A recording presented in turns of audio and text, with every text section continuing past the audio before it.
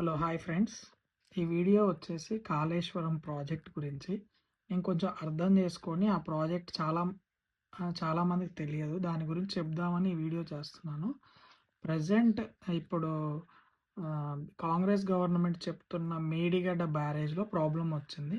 ఆ మేడిగడ్డ బ్యారేజ్ నుంచి వాటరు అన్నారం బ్యారేజ్లో పోయాలి. అన్నారం బ్యారేజ్ నుంచి సుందిల్లో పోయాలి. సుందిల్లో నుంచి శ్రీపాద ఎల్లంపల్లి బ్యారేజ్లో పోయాలి. శ్రీపాద ఎల్లంపల్లి నుంచి వాటర్ అనేది డిస్ట్రిబ్యూట్ అవుతుంది. ఇదంతా ఒరిజినల్గా గోదావరి రివర్. ఈ 4 బ్యారేజ్లు కూడా గోదావరి నది పైనే ఉన్నాయి. మళ్ళీ బ్యాక్కి పోస్తున్నారు. లైక్ మేడిగడ్డ నుంచి అన్నారం దానిపైన ఉంది. ఆ అన్నారం పైన సుందిల్ ఉంది. సుందిళ్ళ పైన శ్రీపాద ఎల్లంపల్లి ఉంది.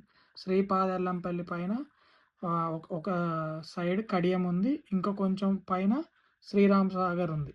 సో శ్రీరామ్ సాగర్ అనేది అతిపెద్ద ప్రాజెక్ట్. ఆ గోదావరి పైన 90 టీఎంసీ వాటర్. మిగతా అన్ని చిన్న చిన్న ప్రాజెక్టులే. అండ్ శ్రీరామ్ సాగర్ హైట్ వచ్చేసి 332 ఎఫ్ఎల్ఆర్లో ఉంది. మేడిగడ్డ బ్యారేజ్ వచ్చేసి 100 ఎఫ్ఎల్ఆర్లో ఉంది. అంటే 300 నుంచి 100కి వాటర్ డౌన్ ఫ్లో అవుతుంది గోదావరి. యాక్చువల్ గోదావరిలో సరిపడా నీళ్లు ఉంటే అసలు వాటర్ ఎత్తిపోయాల్సిన అవసరం లేదు. ఎందుకంటే వన్స్ శ్రీరామ్ సాగర్ నిండిందా అవి శ్రీపాద ఎల్లంపల్లికి వస్తాయి. శ్రీరామ్ సాగర్ నుంచి డిస్ట్రిబ్యూట్ అవుతాయి అండ్ శ్రీపాద ఎల్లంపల్లి నుంచి కూడా డిస్ట్రిబ్యూట్ అవుతాయి. ఏది అప్పర్ డిస్ట్రిక్ట్స్ అన్ని నిజామాబాద్, కరీంనగర్, సిద్దిపేట్ ఇవన్నిటికి అప్ టు హైదరాబాద్ వరకు ఆ వాటర్ సరిపోతాయి. బట్ ఇప్పుడు ప్రాబ్లం అంతా ఎక్కడ వచ్చిందంటే యాక్చువల్ గోదావరిలో వాటర్ లేవు. బట్ వాటర్ ఎక్కడి నుంచి వస్తున్నాయి? ప్రాణహిత నది నుంచి వస్తున్నాయి. ఆ ప్రాణహిత నది ఎక్కడ వచ్చి కలుస్తుంది? మేడిగడ్డ దగ్గర వచ్చి కలుస్తుంది.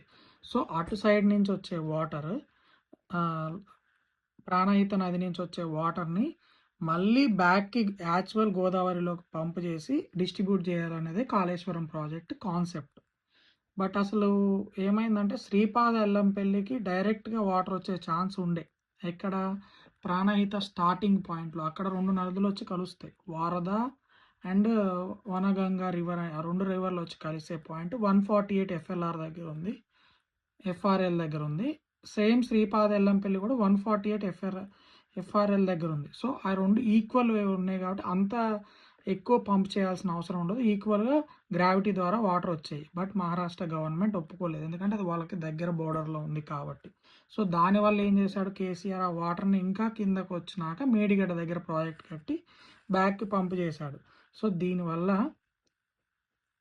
ఇది చాలా తెలంగాణ వాళ్ళందరికీ చాలా హెల్ప్ఫుల్ అయింది. అది ఇంకో వీడియోలో చెప్తే ఏం హెల్ప్ఫుల్ అయిందని. Thank you.